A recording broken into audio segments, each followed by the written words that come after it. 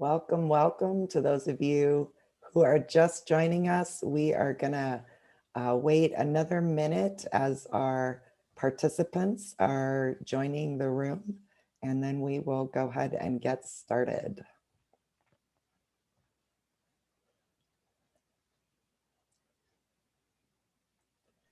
Felicia, I should have had you pick out some tunes to play. I was just thinking the same thing. The silence is deafening. Sometimes silence before the storm, it's There you go. Little quiet, contemplative moment quiet before breathing we. room. Or maybe continue. Alf wants to like hum a little tune. He does that a lot on our calls. I do that. Not with strangers. Not with strangers. Oh, not with strangers. Oh, there are no strangers here. No, yeah, that's true. Okay, well, we are going to go ahead and get started. We'll have a few more people trickling in, as I said, right before the top of the hour. Thank you all for joining us on a Friday before a 3-day weekend. We did not realize that calendar challenge when we scheduled this. But we're super excited for those of you that were able to make this date and time work. My name is Erica Barrero, and I am the Future of Work strategist for C&M.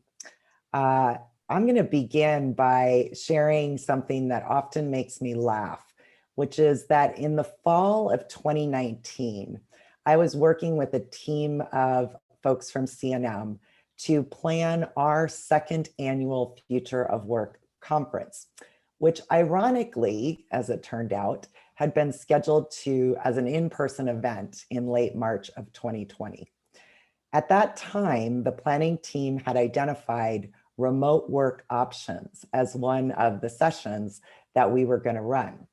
And while the conference was intended to engage participants from other businesses and organizations in Albuquerque, we also knew that we would have a showing of our C&M employees. And the question came up, is C&M ready to start exploring remote work options for some of our employees?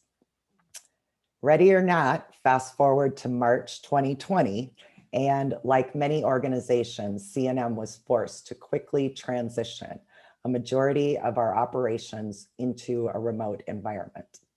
And while it was a less than perfect transition, and in the midst, of course, of horrible circumstances, we found that there were many benefits to working in a remote environment. As we begin to emerge from the pandemic, our president has committed to the adoption of remote work options for our organization post-pandemic, because we realize that among the many potential benefits of doing so, we see particularly a value in recruiting, retaining, and developing our employees in a diverse and talented employee work group. So as we continue on our journey, we are going to be looking at what does it mean to be a hybrid work environment. And in doing so, we will need to continue to evolve our own effectiveness in collaborating in virtual environments. Today, we're going to have the chance to hear from two leaders of a company that went fully remote before the pandemic, and they have many insights to offer from their journey on effective remote collaboration. You might have noticed that I share the same last name as one of our speakers today, and that is not a coincidence. I realized in planning our speaker lineup for the Future of Work Lunch Series this year that I literally had an in-house expert. One of the interesting aspects of working from home over the last year is that our house has become a co-working space for my husband and me. Because it was not designed for this functionality, we often hear each other yabbering away in our respective team meetings. And in fact, today I've relocated into one of the kids' bedrooms so that we don't have any feedback issues. While co-working in a space not designed for 2 offices has had some challenges, it's been a fun and even a great learning opportunity for us to see each other in action in our respective professional roles. So it is a special treat for me today to welcome my husband, Alfonso Barrero, and his boss, JP Clement, to our virtual stage today. Let me tell you a little bit about them before I turn it over to them. JP is the CEO of Boomtime. He has over 30 years of experience in marketing, digital strategy, and production management for companies ranging from startups to global brands such as Madison Square Garden, General Mills, DFS Group, Johnson & Johnson, and National Geographic. JP has worked for or helped companies in both the B2C and the B2B sectors and founded 3 digital strategy and marketing agencies after working for many years on the corporate side of marketing. His passions are analytics, digital products, and creating the right strategy for the right time for the right audience. Alfonso Barrero is the Vice President of Ops at Boomtime. He has 20 years of experience in design, branding, and marketing. He believes design makes lives better, whether designing graphics, videos, websites, or processes. Helping teams collaborate and learn from each other is his passion. And I did note that his bio failed to mention that his other passion is supporting his amazing wife. With that, I am going to turn it over to JP and Alf. Thanks, Erica. Great introduction. So yeah, I'm JP. We're going to try to make this quick and fun. I mean, as fun as it can be. Because yeah, I didn't realize it is lunchtime and it is the Friday before a long weekend. So I really appreciate all of you showing up. 30 people in a room, that's pretty good. Thank you. So we're gonna try to make this fun. I'm gonna start sharing my screen. Hold on. Don't worry, I do this for a living, so it's gonna happen. It's gonna work. Do we have thumbs up that everybody's seeing the screen? Okay, I'll take this. Yes. Yeah, okay, good, thank you.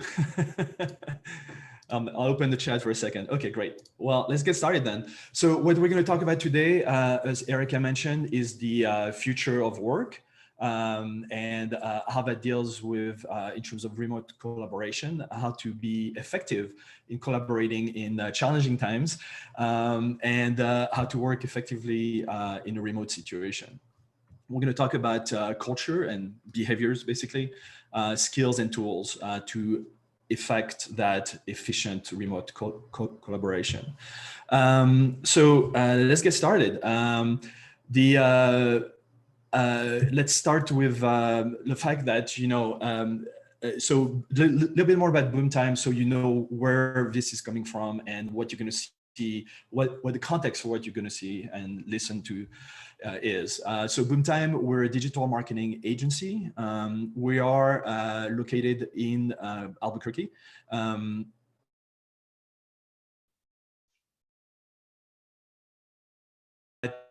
We went remote. I had been remote for, I think, another extra 6 months or something like that. So it's been about a year and a half, I think, since Boomtime went remote. And the first decision that actually was handed down to me by the previous CEO of Boomtime when I joined in August of 2020 was,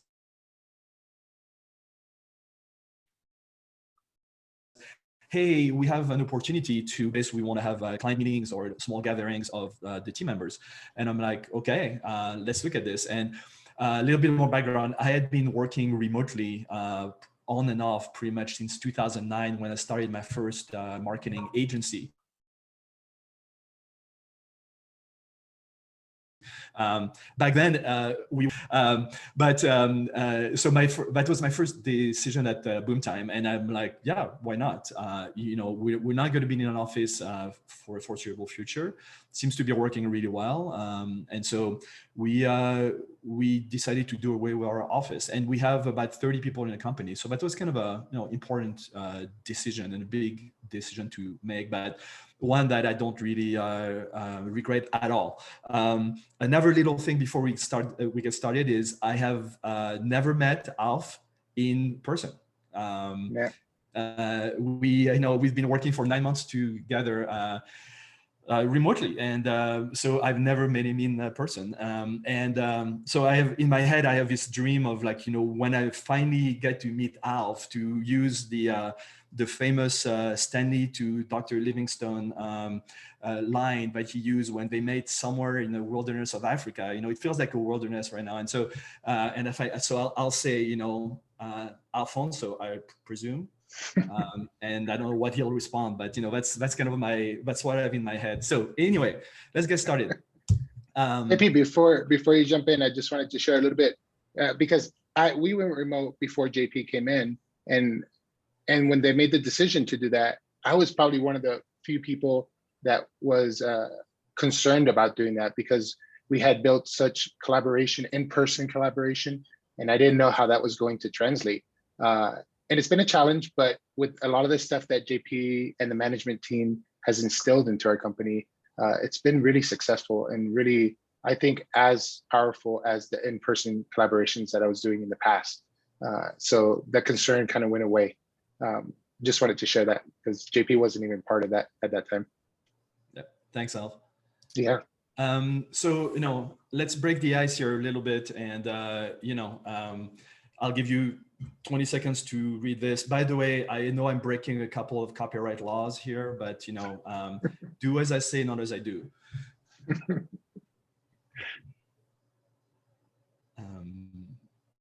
So this kind of was the situation, I think, before everybody went remote.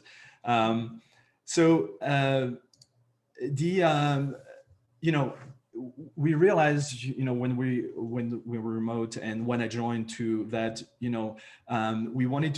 needed to establish a strong culture to be able to work remotely and separately in an efficient and effective manner.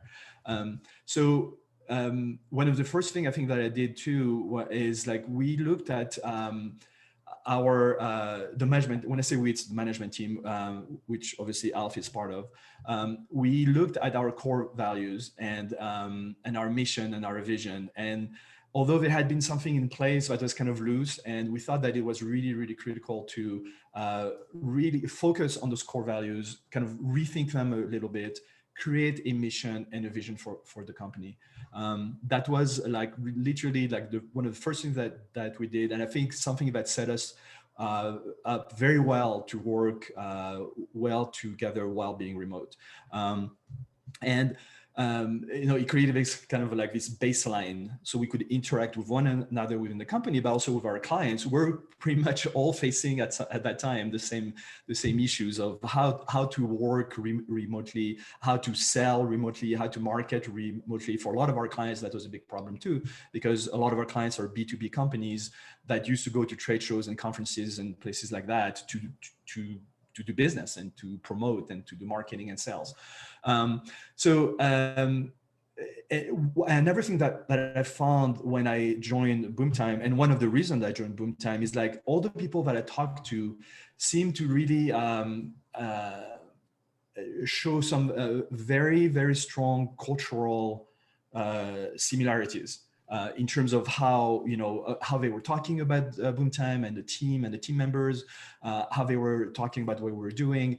And so when I got to Boomtime, there's already something there, but it was not codified. The core the values that we had at that time were not really matching. There is no mission, no vision. So a lot of what we did is actually not really creating something from scratch, but really codifying and putting words onto something that already kind of existed. And our values are very focused on collaboration, respect, and learning. We'll get into that a little bit later. We have 30 people, and we think that's it's really so we're not big by any sorry, but we're not small either. We're kind of in this weird medium part of it, and so it's really vital for a company like us to have all these values around collaboration, respect, learning.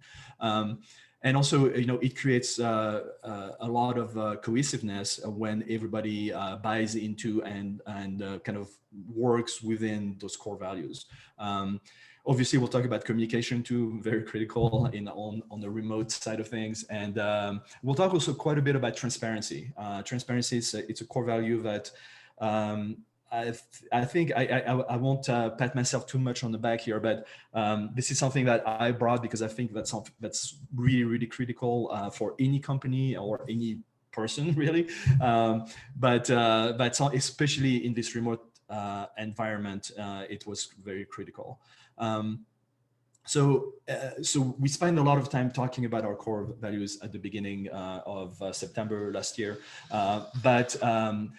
and putting them in place and communicating them to the rest of the team and getting buy-in into those. But that's not quite enough from what I could tell. And so what we did is we really embedded those core values into a lot of things that we do at Boomtime. So for instance, we have a dashboard, which is basically an intranet, but some people don't like the word intranet, so we call it our dashboard. And our values are front and center on our intranet. We started using a software called Lattice, which allows us to do performance reviews and feedback, and give feedback, online automatically to other team members, from team members to other team members, and we embedded all our core values into that software. So when people give feedback, they can check off which core values were exhibited in the praise that they're giving to other people. It's on our website. It's on a lot of our collateral, on our social media profiles and channels. And also we incorporate them in our interview process. So when we interview someone, and we've interviewed a lot of people lately because we are growing, we talk openly and transparently about our core values to make sure that the people we're bringing in are going to fit that culture that we've put in place. Okay. So you might be wondering, after all these explanations about our core values, what are those core values for Boomtime? So again, these are going to be very different from different companies, but I would really, really encourage whoever is listening here to, if you have a company, to think hard about those core values, because and what your mission is. Because that's, to me, at the heart, literally at the heart of a company. And it helps tremendously with remote work. So our mission is that we believe that educating and empowering people and businesses are the keys that unlock potential. You can see, we talked a little bit before about education and respect and all of that. So this is something that we believe in, but this is also something that we do every single day. We go back to our mission and we try to do this. And our core values, which is also something that, I think everybody now in the company thinks about on a daily basis, multiple times a day. So quickly, we work hard and we have fun doing it. We do the right thing. And most of these are not just internal core values. So it's not just for us, but it's also how we want to interact with our clients, our vendors, the communities that we live and work in. We do the right thing. We are curious. We learn, we educate, we seek the why to create the right solution. Alf knows I'm very big on the why. We'll refer you to Simon Sinek if you want to, learn more about the why.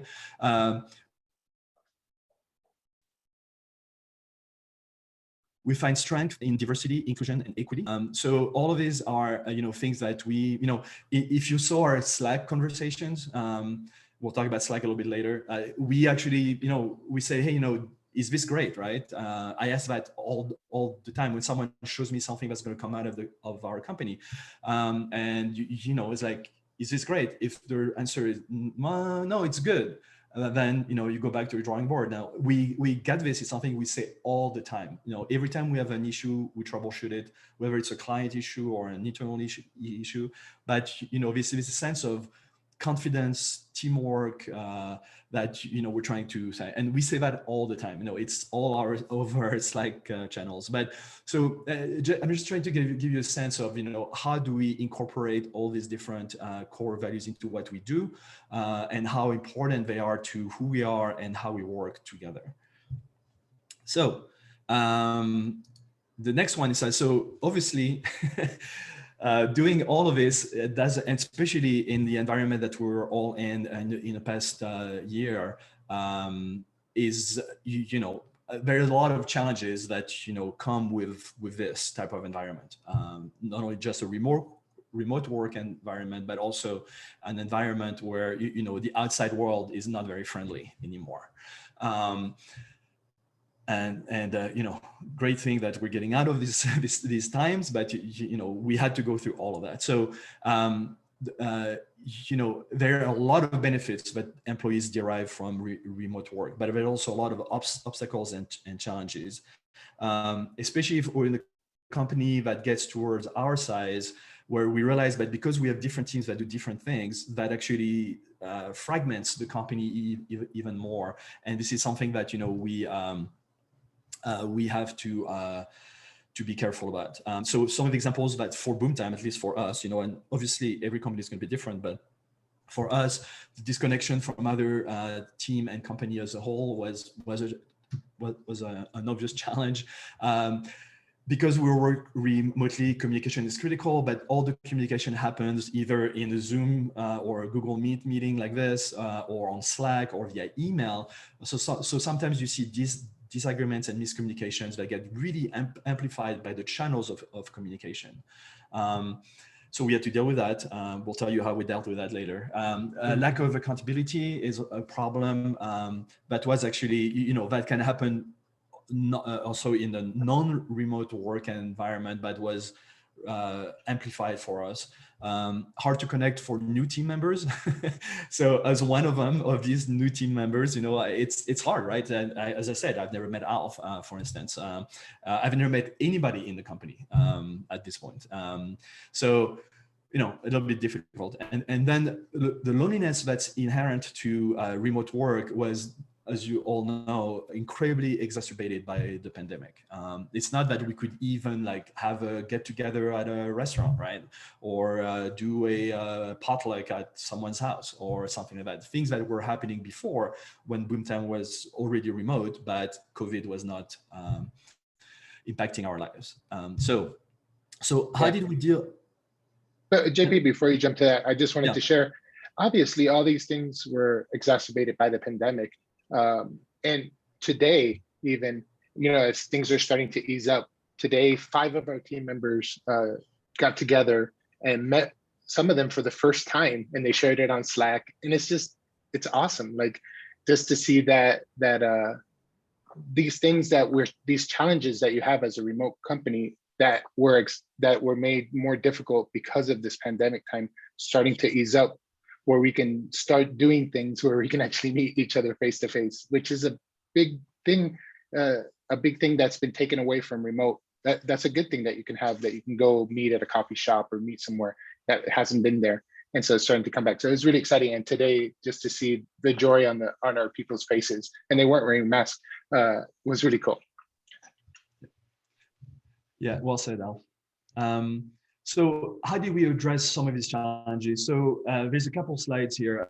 So in my mind, there was no real silver bullet, but a series of, you know, smaller solutions or ideas or things that we did that all together really helped and kind of worked with one another pretty significantly.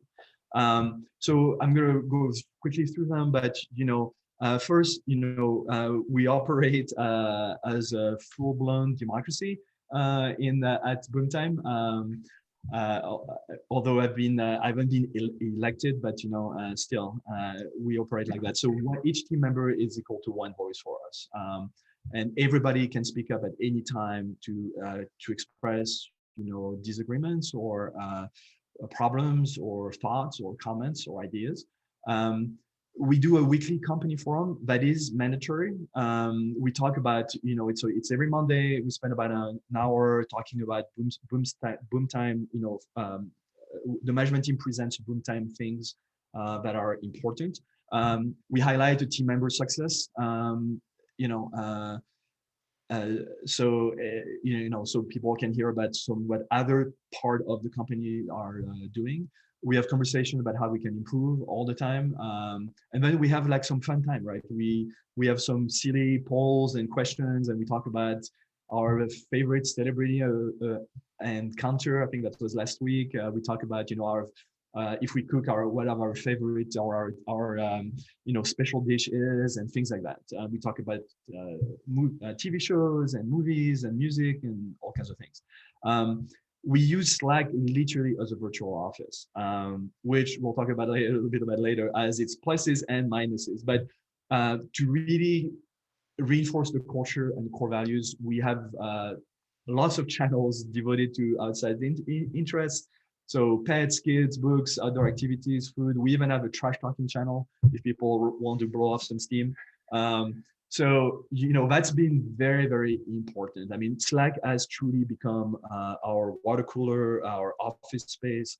And I'm sure Alf will have more to say about that in a little bit. We also started an anonymous feedback form. So it's a Google form. It's on our dashboard, and people can literally talk about anything in total privacy to us, the management team. And we actually we talk about it every week in our company forum. If there are any comments or questions in the anonymous feedback form, we bring them up and answer them to the best of our abilities. Actually, some of these comments on the feedback form triggered a series of very, very intense, lengthy, and deep meetings with every team member in the past month.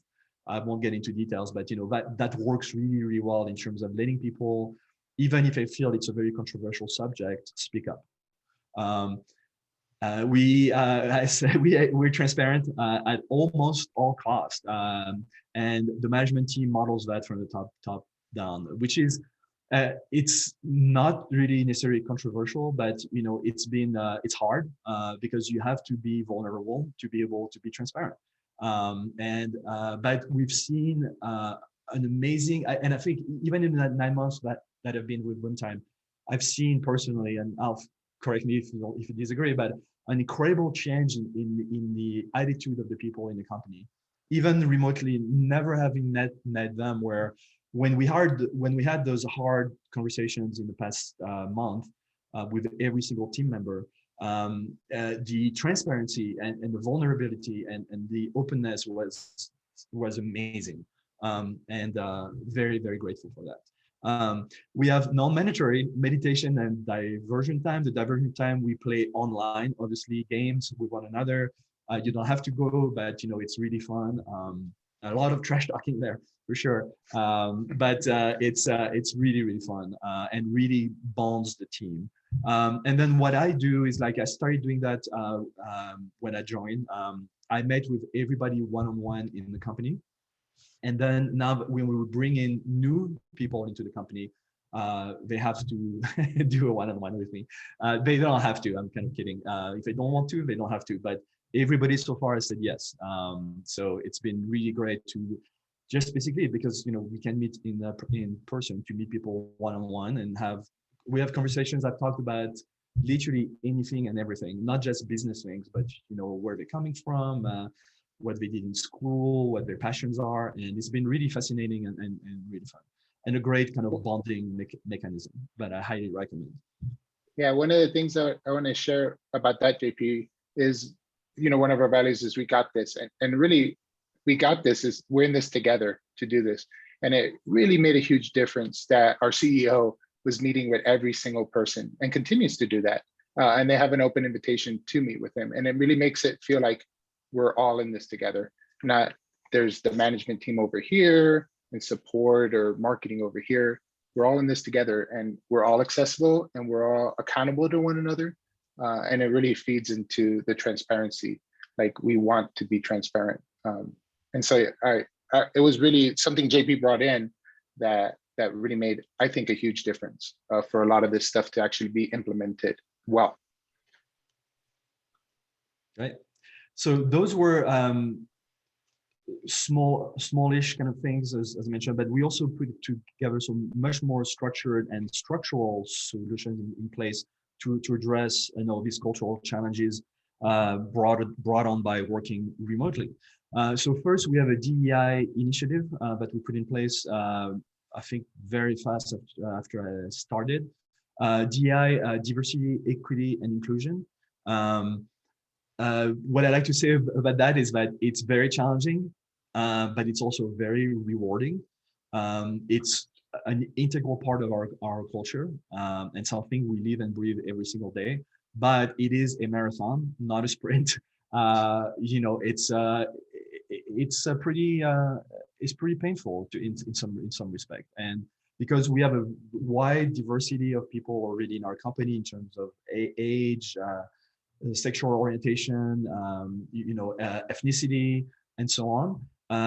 It is challenging, but it's also incredibly rewarding. And I think we wouldn't be the company we are today if we didn't put that in place. It's totally now woven into the fabric of Boomtime. We have put a lot of policies and guidelines to smooth out potential issues. Alf probably is still, kind of still in shock of how many things were not in place that we had to put in place. And between his hard work and my guidance, I think we did a lot of really good things. So we have a BYOD, bring your own device policy, which is incredibly critical for a company that works 100% remotely. I can answer a question later. I think there is a question about how BYOD works, the challenges, and something. It's a little bit more specific and pretty technical. But we have a communication policy. We have meeting etiquette guidelines. We have an employee grievance policy. We put together all kinds of other policies, so to make people happier to work and things like that, and to enhance our ability to attract the right people and then retain them. We've codified and structured our company around one-on-one meetings and performance reviews. And all these performance reviews tie to our policies and guidelines, and every single one of them focuses on our core values. We over-communicate. So we have our weekly company forum that I mentioned. We have many company-wide Slack channels, but some of them are mandatory, like you have to be in that channel, period. We have our intranet, the dashboard.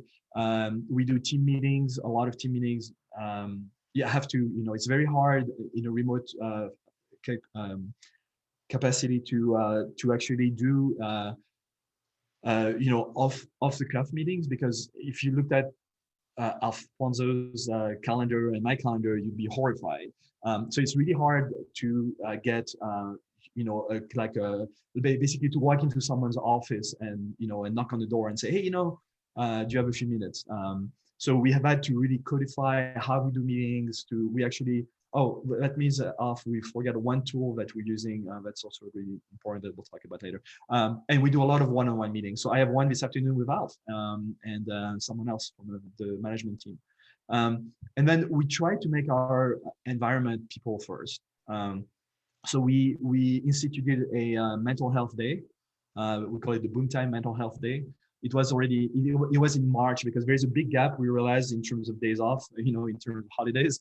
So we do a mental health day. We have volunteer time off. We're very PTO positive, I call it, in the sense that, we want people to know that taking PTO is okay. Actually, we encourage it. You have to take, especially the year we had, everybody had in this country, in the past year, taking time off to recharge is critical.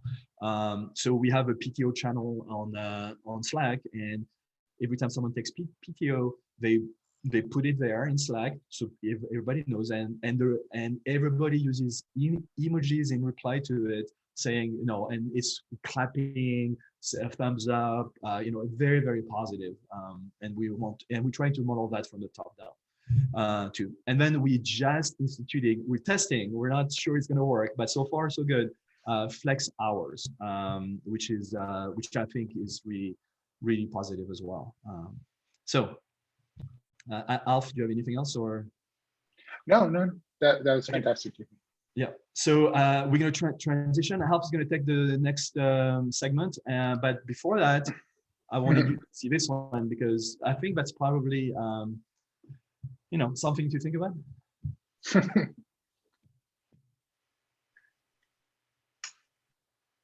Again, don't worry about the fact that I'm violating copyright laws, but okay, Alf, all yours. Fantastic. So we talked about culture, and we've done a lot to kind of shift our culture. We've done a lot of communication on how to shift our culture, and frankly, probably one of the challenges we've had is we've probably had a lot of change fatigue on top of pandemic fatigue and stuff. And so we've tried to learn how to communicate these things and build others up to be able to do this at a pace that is manageable by our people and stuff. And so a lot of this takes helping people's skills, upskill them into the various things we do, not just what they do for their particular position in the company, but how to communicate with one another. And a big part of remote collaboration is communication. And so we've trained and modeled on how to communicate through Slack, which is our messaging system. You might use various others, but with one another, with teams and company-wide. And JP kind of mentioned one of the challenges we had. You can have 90 to 95% of the people communicating well on Slack.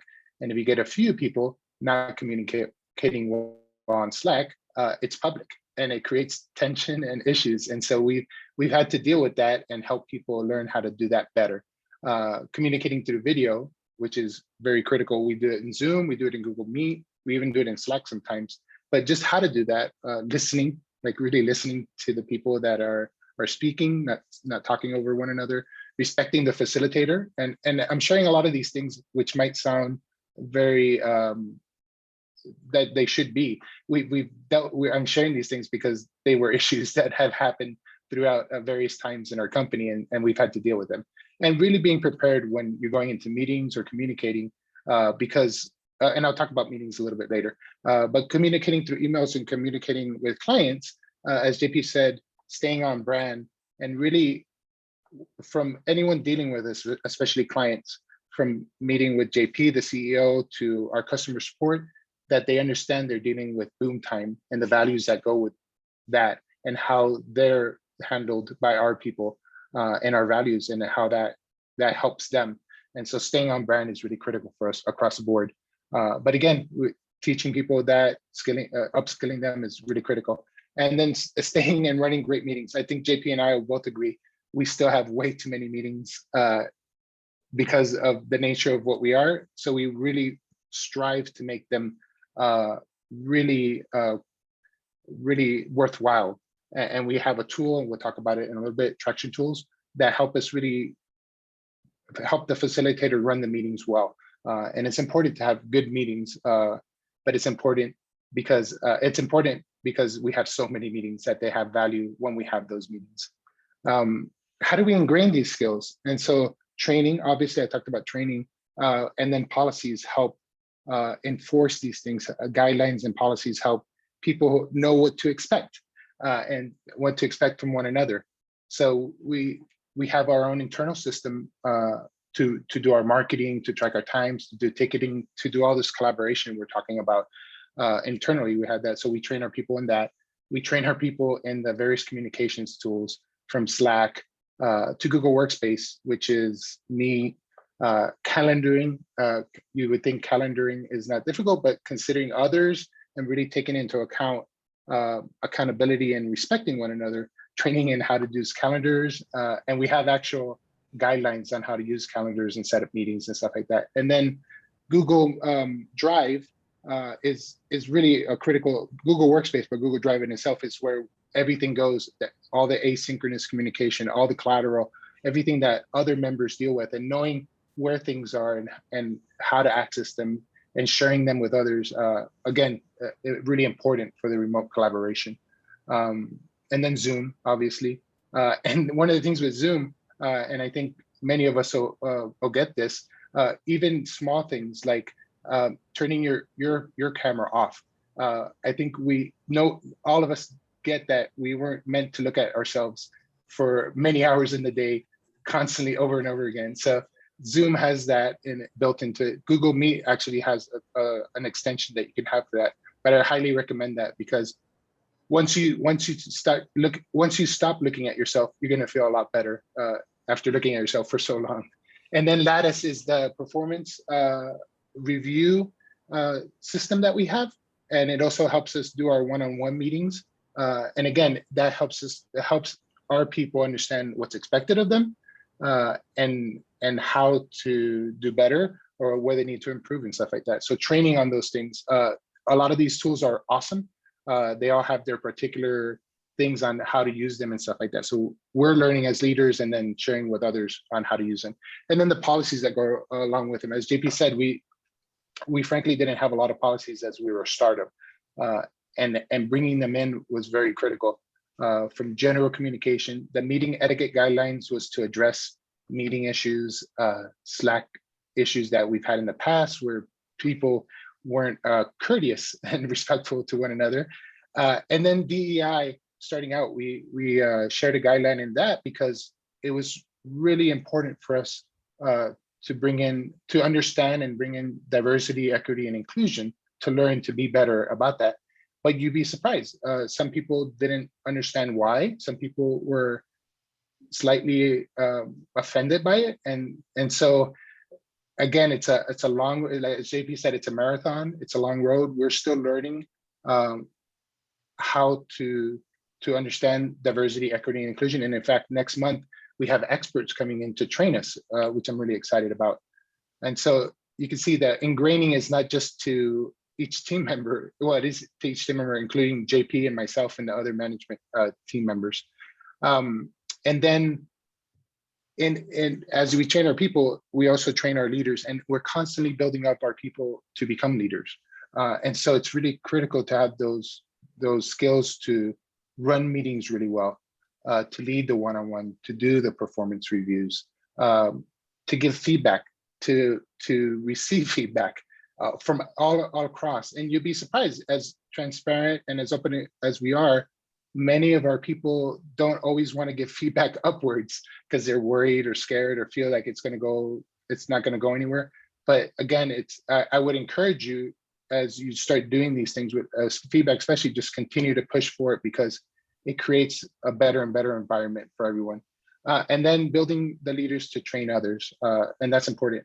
That's, as you saw in our mission statement, educating and is part of our core value.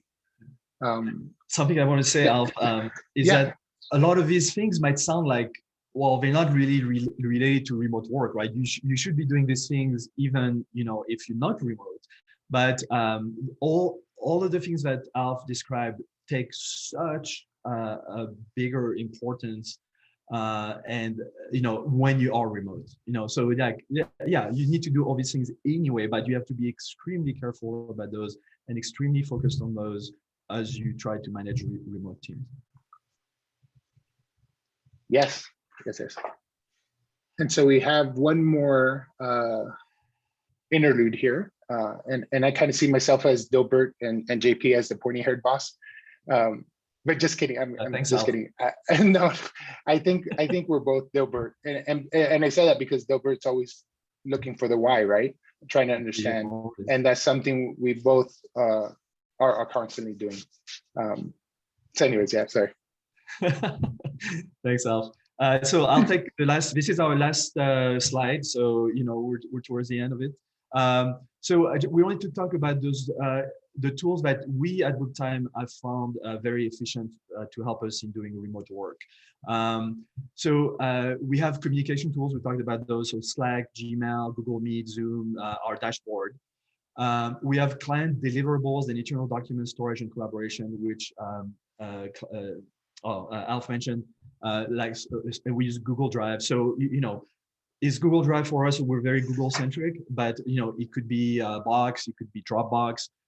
Communication, same thing. We work with a lot of our clients use Teams instead of Slack or Zoom. There is Skype, there is a bunch of different things, but for us, Slack and Zoom and Google Meet feel way more than just all of our, more than we actually can do. So we're very focused on efficiencies from a business standpoint, but also from a, in terms of working remotely. So we've developed our own platform called Fuse. It's mostly ticketing and time tracking, but it ties to a lot of the other things that we do as a business. But very critical in our remote type of environment. We treat Fuse as a team member. You can see on the right-hand side of the slide, the little red robot, that's Fuse. And Fuse has actually a birthday. Fuse has an astrological sign and pronouns in the spirit of the AI. So, Fuse is really core to what we do. And again, this is a proprietary tool. Proprietary tool, sorry. So you wouldn't have that necessarily, but at some point we might even sell Fuse or license Fuse. Meetings, so we use Google Calendar a lot, and Traction Tools. Traction Tools is part of the EOS kind of suite of tools. EOS stands for Entrepreneurial Operating System. It's something that was put in place by a kind of a guru guy probably 10 years ago that we have been using, and it's really an efficient system to manage meetings correctly and to really make meetings productive. And there's a lot of other things around EOS, but Traction Tools has proved to be a very efficient way to do things for us. We also use, for some of us for meetings, it's not listed here, but we use a tool called Notion, which has multiple uses, which is a pretty good tool too. For employee performance and growth, we use Lattice. So for a company of our size, about 30 people, that's great. I think for a company of 10 to 15 people, probably not necessary, but we're at the point where the way we're growing and we need to create pathways, career paths for our people so they don't stagnate in the same job forever. It helps us do that. We realized we needed to do performance reviews, which BookTime had never done. So Lattice basically holds your hand through all these processes. It's an amazing tool that has, it's not cheap, but it's incredibly well done and very, very powerful. It helps us do our one-on-ones and manage our one-on-ones. All the, as Alf mentioned, everything that we do in the one-on-ones in Lattice then becomes part of the history that goes into the performance reviews. So it's all integrated. It's really amazing. Highly recommended. But again, I think you have to be a certain size to really get to take full advantage of Lattice. We do, because we have our own tool, Fuse, and because Fuse is client-centric for us as well, not just an internal tool, but also something that our clients have a window of visibility into. We do a lot of different development in-house. So we've put in place a tool called Canny, and it basically helps us with product development and feedback. You can, it's a little bit like Reddit for those of you who know Reddit, where you can upvote someone makes a comment or has an idea for an improvement to Fuse, and people can upvote it or downvote it actually. Because we have many campaigns going on at any given time with our clients and also internal projects, we use a project management tool called ClickUp. So it's some kind of like Microsoft project or Smart Sheets.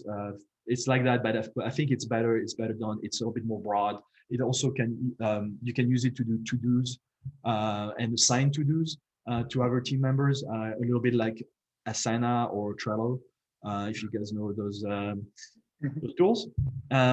We have our own training and knowledge base called Spark. You can see we're like into, you know, lowercase things that have to do with Boomtime. And Spark is also treated as a team member. He's kind of like the Robin to Fuse's Batman. You can see him here, how well, it's not anthropomorphized in this case because he's a little robot dog, but close enough. And then something we haven't talked about much, but has been incredibly helpful for us, for a company of our size, but it's in a kind of a transition period in terms of growth and our business and all of that, is that we don't do our own IT or HR. We subcontract that to vendors. So Emproico is our managed HR vendor. They take care of, for instance, our benefits, our payroll, and they're a great resource in terms of us being able to get to them. And they have consulting hour blocks that we can use. So we run a lot of our policy. Every one of our policies by them to make sure that they're good and good to go. They give us a lot of advice. Very, very helpful. And then I remember, if you remember, I talked about BYOD policies, which is bring your own device. So policies only take you so far for a company that works 100% remotely. And so we've hired a managed IT company, which is a local company. They're really good. We recommend them. If you have any, you can ask us offline, if you want a referral to them. But so what we realized is that we were like literally one little incident away from a major meltdown from both a financial standpoint, possibly a legal standpoint, and because all our data is on people's computers at their homes, most of them laptops. What if I go work at Flying Star, right, or the local Starbucks? What if it gets stolen? What happens? What if an employee leaves and decides to, do some malicious things to us, which almost happened to us not so long ago. And so, so managed IT has become a huge part of a big investment, not just in terms of money necessarily, but in terms of resources and thinking, because it's hypercritical. And I wanted to end with this one because it is one thing I think you need to really look at very, very closely. First is how you're doing your IT and how you're dealing with people working remotely. So we have something called One Login, which is basically, I call it a universal gate, because it's going to have to be on every single device that our people use to interact with the tools that we give them to do their work. So if they're on a tablet, if they're on their mobile phone, if they're on a laptop, on a desktop, they will have to use our tools like Google Drive, like Google Meet, like Zoom. They will have to go through One Login in terms of password. And then, and also it tracks, all these interactions, it tracks all the logins and all that. I know it sounds a bit big brotherish, but we felt that we needed to do something like this because of the risk inherent to not doing it. Then Google Workplace. Google Workplace is great because through Google Workplace, any files that you transfer, for instance, from Google Drive in the cloud to a local machine gets tracked. And then we can also cut access easily. And there's a lot of recovery tools. So we had someone, just to, little anecdote, someone who left the company on good terms, but when he left, decided to delete all of his emails and all of his documents that were on Gmail and Google Drive. Thank God for Google Workplace, there is a recovery tool. So we're able to recover most of what we needed. Ninja RMR is a remote access and remote update system that's going to end up on every single machine. So it's only for laptops and desktops, but it will be on everybody's machine in the company probably next week. And it allows our managed IT people to tunnel into people's computers to do troubleshooting, to see what's going on, to do some updates, so Windows updates, think of that, those things, and tools updates. So yeah, that's so again, really important, kind of a forgotten thing a little bit, but pretty critical to working efficiently and safely remotely. Okay. Is there So, a yeah. final? Thank you. Okay. Thank you, JP and Alf. I wish we had like another hour because I'm sure we have a lot we could talk about. I warned these two. I was like, you think you have a half hour of content to present, and it's going to be way more than that. And so I can't help play the "I told you so" card here. But let's get to a couple of questions. If you could just maybe take a minute to answer. One of the questions from our audience members was, do you have any advice on how to do the same things? And she was particularly talking about the fun stuff for frontline employees whose work time outside of producing is maybe more limited compared to some of the back office types of employees. So do you have any advice on that? Alf, do you want to take this one? Yeah, that's tougher. So our frontline people would be our support staff, who's constantly, but we try to schedule stuff where, and for in our situation, the support staff, if we go offline, they'll have to leave messages and stuff, and we try to schedule like our diversion time for not too long so people can join or come in and come out.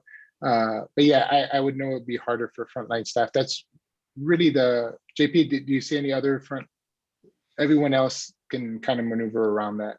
Yeah, no, and actually it's interesting because those people that Alf mentioned are in every single one of the diversion sessions that we do. Mhm. So they really enjoy those, you could tell. And yeah, so it's something, the way our business works and the way we've set it up, we can take an hour here and there to do that kind of things. And we don't do it super often, by the way. Right. We do it, I think, once every other week, about an hour and a half. We have sometimes special sessions when we, there's a holiday coming or something like that. So we make them maybe a little bit longer when people are not working quite as hard. But yeah, I'm sorry, but I don't know if there is a really easy solution to that. I mean, this is actually, by the way, something that we really question ourselves about when we started doing our flex time, because we deal with a lot of people deal with clients. They kind of are frontline. Our customer service people are frontline, and so we put in place some pretty tight parameters for our flex time, just to make sure that we wouldn't get into trouble with our clients. And so far so good, as I said before. But yeah, and I would do the same for diversion time. We're even thinking about doing some diversion or like get-togethers or something like that, either remotely or in person now that we can, after hours, right? Which brings another set of issues and concerns, but still, so we're, look, I don't think we have necessarily the right answer, the perfect answer, but we're going to keep trying, doing things. And I would push you to try things and test. We do that for our business and our campaigns, but testing is a really great way to not, to dip your toe in the water and see how things can work or what needs to be changed. I really like that point of the idea of testing. I think that that's something, it's really a shift for a lot of organizations. Instead of like waiting till you've got the perfect process or the perfect solution or the perfect product, right? We're in such a fast changing environment that kind of our approach needs to be, let's just try something, test it, adapt it, move it as it needs to be. And so, so I appreciate that point. And then one other quick question and quick response, please. Do you provide some kind of stipend or other way to support an ergonomic homework environment? We are finding that working at the dining room table or chair or couch can be painful over the long haul.